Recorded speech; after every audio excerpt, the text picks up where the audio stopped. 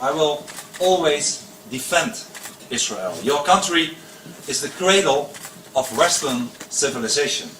We call it the Judeo-Christian civilization with good reason. I will bless the Lord. This poor man cried unto the Lord. And he delivered me from all my fear. Oh, magnify the Lord with me. Hallelujah. And let us exalt his name together. I will bless the Lord at all times. I will bless the Lord. These demons do not like to hear the praise. These demons are screaming.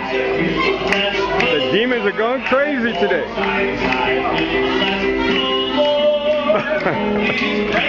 The only country in the whole region that shares our values of our Western societies. In fact, is one of the foundations of our Judeo-Christian identity. Yeah, I'm not. So I'm not allowed to talk to anybody in the country? I'd say we're not very wanted around here. This place is no joke. We were down there just trying to talk to people. It's no joke. I'm going to my car. I'm going to my car. Dude. Yeah. Jewish? I'm going to my car. Let us stand with Israel because it's the front line in the battle for the survival of the West, of our Christian Judean culture and of our freedom. If she has Coca-Cola, then she'll make you into a black Christian. Don't come closer, Rabbi. Don't come closer, Rabbi. מה תצלם אצלי? מה תצלם? מה קרה? מה קרה? מה קרה? אנחנו עייפים, מחוצפת, לא מתביישת? ככה עושים לרב של הרד? Shame on you! Shame on you! העיניים שלך רעות, התראה, אדוני השוטר, מחוצפת, אדוני השוטר, הם תוקפים אותנו. אדוני השוטר, הם תוקפים אותנו. Shame on you! בושה לכם! Shame on you! Go back to Jesus! Go to Jesus! Shame on you! בושה!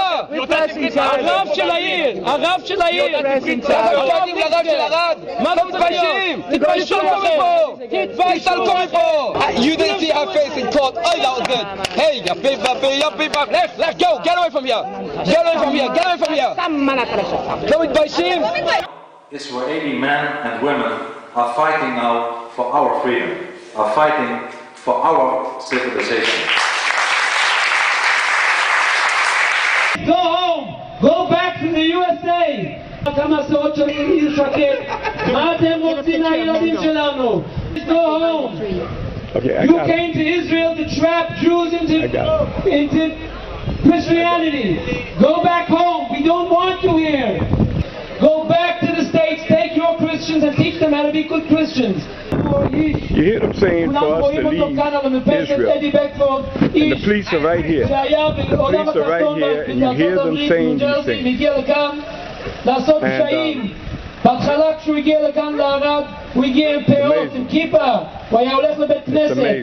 הם רוצים להראות את עצמם כמו יהודים, מתחזים ליהודים, בונים סוכה, אבל אנחנו יודעים את המטרה שלהם. הם עושים כל אמצעי לתפוס את הילדים שלנו לנצלות.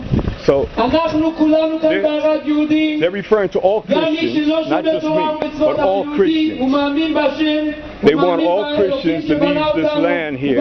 They want this to be a Jewish state. They want this to be a Jewish state.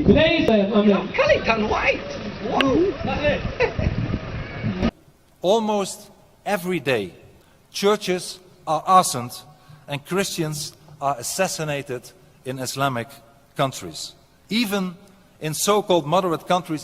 Israeli prosecutors on Thursday charged a third Jewish suspect in a probe linked to a June arson attack at the shrine where Christians believe Jesus performed the miracle of the loaves and fishes. When the flames were finished, ruins remained. The price tag to rebuild totals millions. A shrine of such importance to the faith, of course, has to be rebuilt. Early in this morning, I think 3:15, I heard it big, loudly tone, and I ran out from my room and I saw the main entrance from the monastery was burned. And I smelled it is benzene.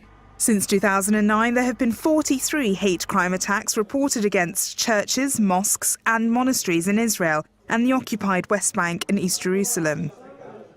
Staff at the monastery have vowed to repair the damage, including the graffiti written in Hebrew script that reads, "Eradicate false gods."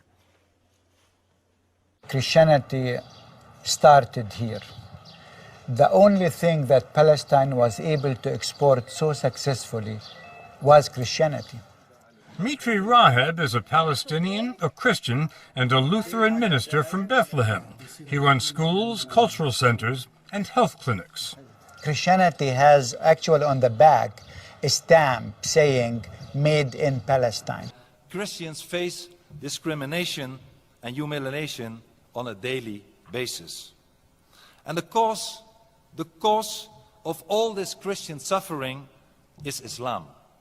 Rivers of tears are flowing from the Middle East, where there is only one safe haven for Christians. And indeed, this only one place in the Middle East where Christians are safe to be is the state of Israel. The wall completely surrounds Bethlehem, turning the little town where Christ was born into what its residents call an open-air prison. You remember the day they put up the wall? Yeah, actually it was in 2003, and I was about 14 years old. I went to school one day. I came back and found the wall surrounding the house. Christy Anastas lives with her mother Claire, her father, brother, and sister in this house, which is surrounded on 3 sides by the wall. How do you live with this? Well, it's not easy actually, but you get used to it because you have to. The Anastas family lives on the 3rd floor. This is the view from the kitchen, from the master bedroom and bathroom. The children's room has a good view of this Israeli guard tower. The family runs a souvenir shop on the ground floor, sells Christian artifacts on what used to be the busiest commercial street in town. Now, it's a dead end. Members of your family have already left. Yes. And they have asked you to leave too.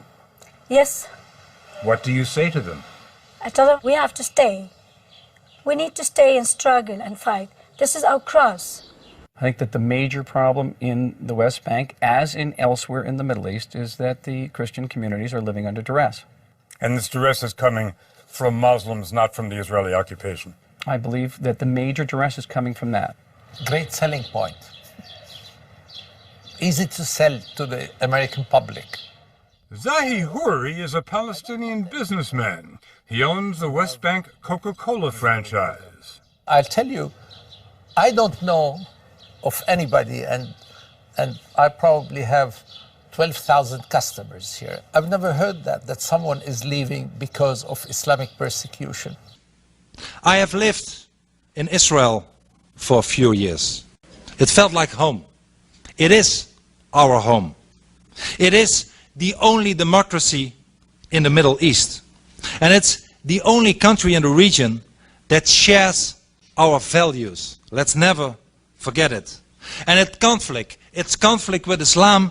It's not about land. You will not solve it by changing land. It's about ideology. You and you fucking Jesus could kiss my ass, okay? Don't take camera. I break your camera. Don't take picture. Shabbat shalom. No picture. We don't want picture. Leave. You need to. You can't come in here. This is not your house. This is not your house. We killed Jesus. We're proud of it. It's our land. Get the fuck out of here. This is my land. This is not your land. It belongs to these families. You son of a bitch. I'm gonna kill you and the Palestinians. You Nazi, you son of a shit. This is my land. God gave it to me. Fuck you, Nazi. Call everyone you want. Kill me. Bastard. This is my house. This is my land. God gave it to me. And fuck you. In his early political career, Wilders was a member of the VVD's foreign desk and specialized in Israel. He would visit their embassy in The Hague on numerous occasions. Such was the regularity of these visits that they aroused suspicion. According to the widely read magazine Vrij Nederland, a high-ranking officer in the Dutch Foreign Affairs Department was also concerned that Wilders was constantly asking very detailed questions regarding relations with Israel. In the article, the employee states, "Even though we couldn't prove it, it was obvious that Wilders was being informed by the Israeli embassy." Wilders makes no secret of his great affection for Israel and its people. He has a Jewish grandmother. He married a Hungarian Jewish diplomat and spent time living and working in the Holy Land in his youth. This is, over there, is Kfar Tapuach. One of the most, the extremist settlements here. After finishing school, the young Wilders lived here in an Israeli farming community called a moshav. His early exposure to the Jewish state, its people and its worldview were to have a profound effect on him and would help shape his politics. Moshav Tomer is an oasis within barren desert land. This is where, in his 20s, Wilders lived for more than a year, fenced off from the Palestinian villages close by. This is the only photo of Wilders from that period that Van der Waal could find. But that's definitely Geert. Definitely. He didn't blonde his hair. How dark, yeah, his hair is so dark here in comparison to what it is today. He was a very nice guy. I remember him very nice. And then he came back here a few times. He had come to visit. I had seen him here a few times. Person doesn't come back because he's not been touched by something. Back when I rapped in high school, people told me that I'm tight for a white dude. What'd you tell 'em? I'm not white, I'm Jewish. I'm not white, I'm Jewish.